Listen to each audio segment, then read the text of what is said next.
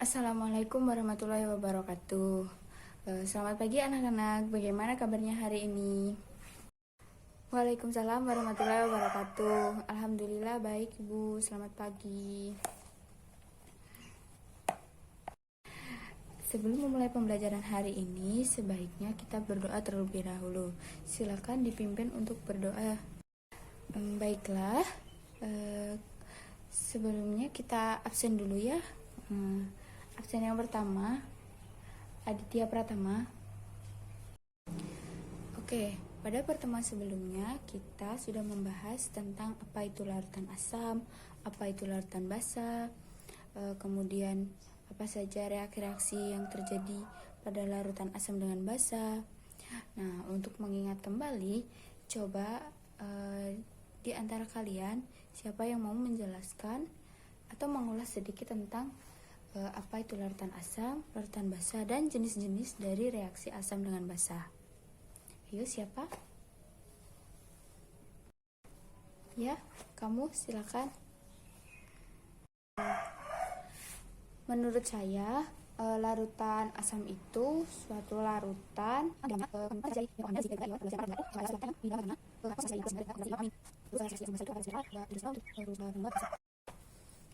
ada lagi yang mau berpendapat atau menambahkan jawaban dari temannya? Oke, jadi seperti itu ya. Jadi larutan asam itu adalah suatu larutan yang jumlah H plusnya lebih banyak daripada jumlah OH-, sehingga pH dari larutan tersebut kurang dari 7 dan larutan tersebut bersifat asam. Sedangkan larutan basa itu merupakan suatu larutan yang di dalamnya konsentrasi OH- lebih banyak daripada konsentrasi H+, dan pH yang dihasilkan lebih dari 7, sehingga larutan tersebut bersifat basa. Dan reaksi-reaksi yang terjadi antara asam dengan basa yaitu tadi ada kemarin ada reaksi ada titrasi, ada larutan penyangga, dan juga ada hidrolisis garam yang akan kita pelajari hari ini.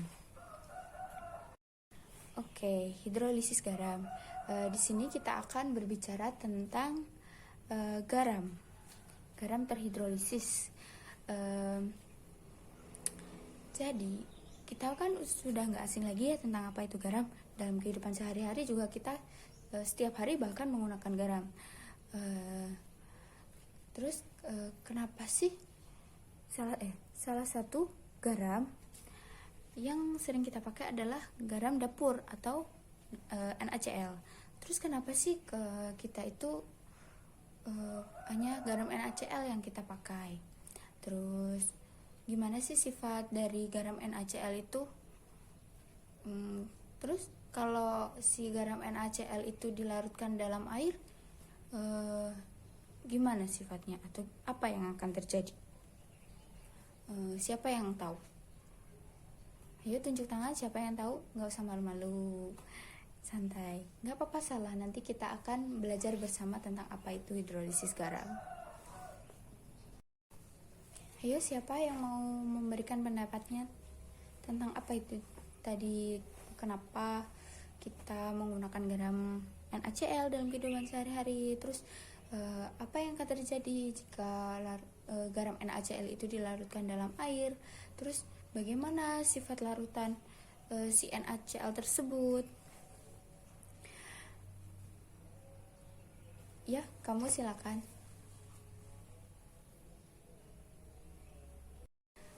Menurut saya garam NaCl itu bersifat netral karena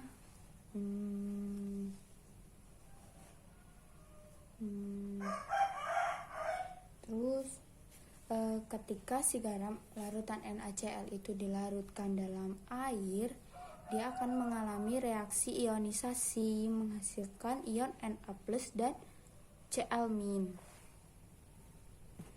Jadi itu dia kenapa kita harus menggunakan garam NaCl dalam kehidupan sehari-hari. Terus kenapa apa yang terjadi ketika si larutan NaCl tersebut dilarutkan dalam air. Ya, betul kata teman kamu tadi, si Adi. Ketika larutan NaCl dimasukkan ke dalam air, maka dia akan terjadi ionisasi. Dia akan ion menjadi ion Na+ dan ion Cl-. Terus, bagaimana sifat dari larutan NaCl tersebut? Apakah dia bersifat asam, basa, ataupun netral? Oke, untuk itu jadi garam NaCl itu kan bersifat netral. Nah, kenapa dia bersifat netral? Nah, itu akan kita pelajari dalam materi kali ini, yaitu pada materi hidrolisis garam. Tujuan dari pembelajaran hari ini yaitu yang pertama, siswa dapat membuktikan adanya garam yang bersifat asam, netral, dan basa. Kemudian yang kedua, siswa dapat menganalisis jenis-jenis garam yang mengalami hidrolisis. Dan yang ketiga, siswa dapat menuliskan persamaan reaksi dari hidrolisis garam. Selanjutnya sebelum kita pada pembelajaran kali ini, Ibu ingin membagi kalian ke dalam 5 kelompok yang sudah Ibu tentukan.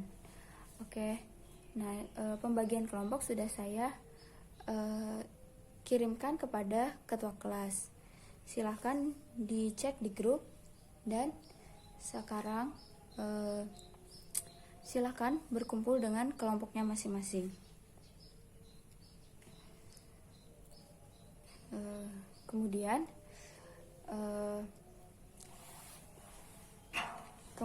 kalian semua udah menerima lembar kerja yang saya bagikan. Terima kasih kepada. Pada pembelajaran kali ini kita akan menggunakan model pembelajaran yaitu inquiry terbimbing dengan pendekatan saintifik. Jadi kita akan menggunakan metode yaitu percobaan, diskusi, tanya jawab, presentasi, dan ada beberapa penugasan dengan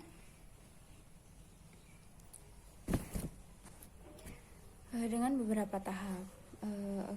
Langsung saja kita pada tahap yang pertama, yaitu silakan dibuka lembar kerjanya.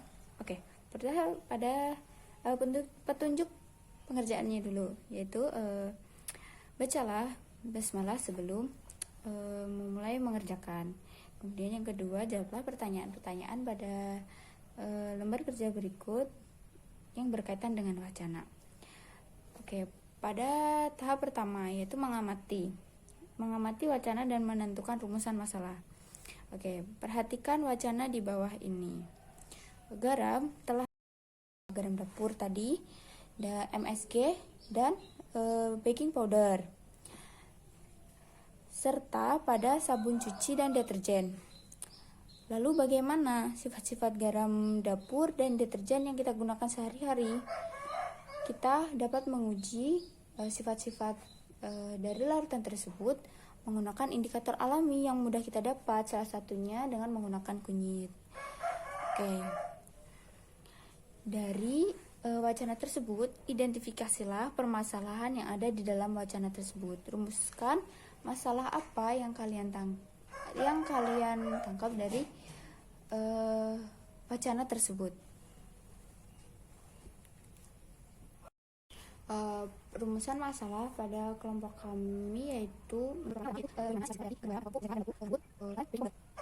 mana jenis garam terhidrolisis dari keempat sampel yang akan kita uji.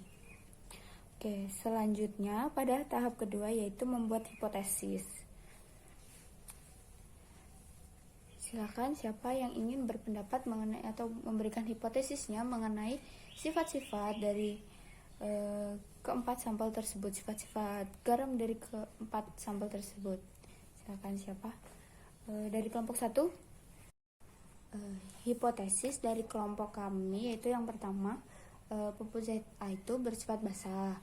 Terus kemudian em, em, sabun juga bersifat basah. Terus larutan garam bersifat netral. Terus ada MSG juga bersifat basah. Kemudian ada baking powder bersifat asam.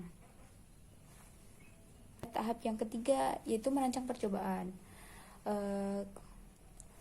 Yang pertama yaitu menentukan alat dan bahan.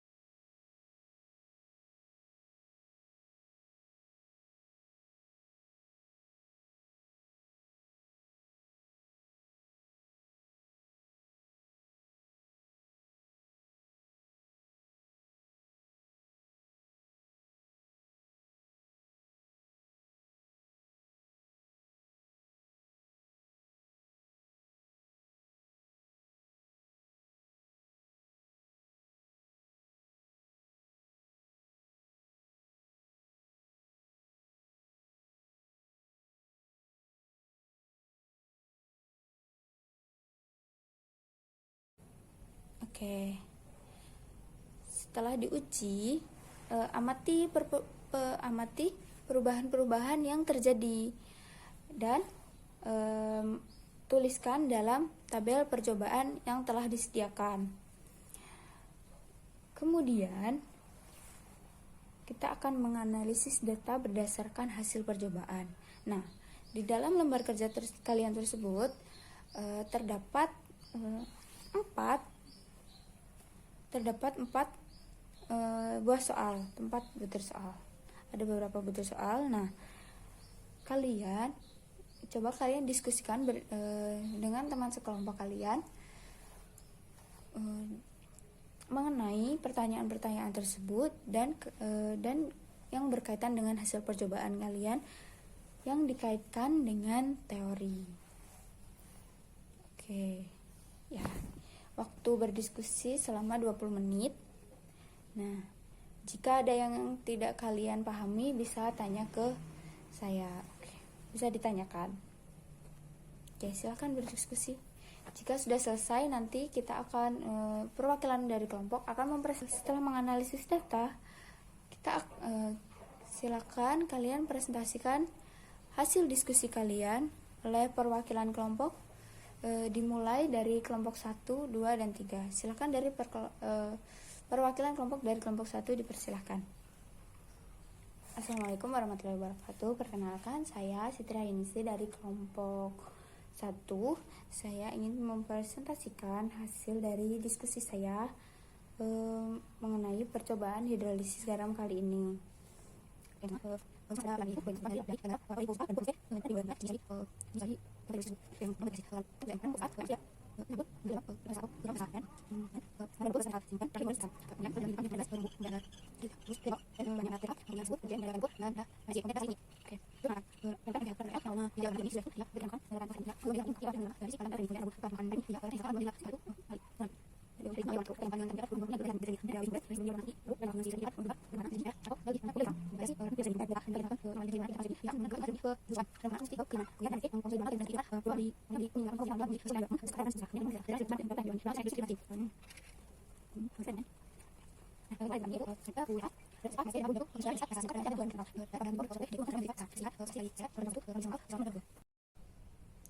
Oke, baiklah. Setelah semuanya mempresentasikan hasil dari diskusinya dan dan memberikan kesimpulan dari masing-masing percobaan dari masing-masing kelompok, kita bisa simpulkan secara umum, yaitu pada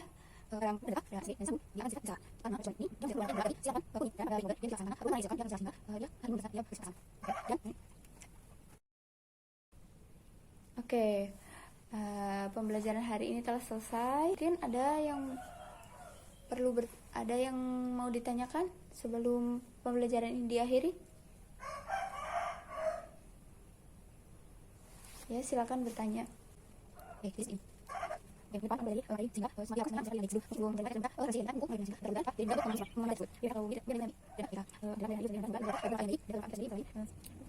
Pelajaran hari ini dicukupkan. Mohon maaf sebelumnya dari saya jika saya ada salah-salah. Wassalamualaikum warahmatullahi wabarakatuh.